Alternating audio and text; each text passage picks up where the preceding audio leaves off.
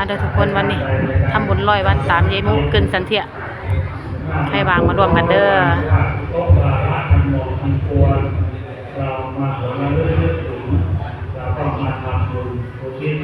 เขาก็ได้ตั้ง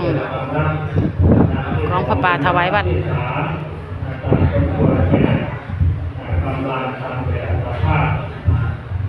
วันนี้ที่จะมาในโลกสุภาษิตขึ้นมาเป็นวิธีของคนการแสดงธรรมในข้อต้นว่าปูนาตะบูชนียานังเอตัมมังการพตมังการบูชาบุคคลที่ควรบูชาหรือว่าเป็นมงคลชีวิต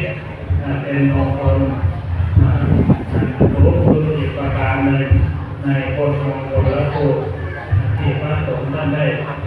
นำไปสวดนำไปสาธยายในงานมงคลต่างๆไม่ว่าบทมงคลและถูก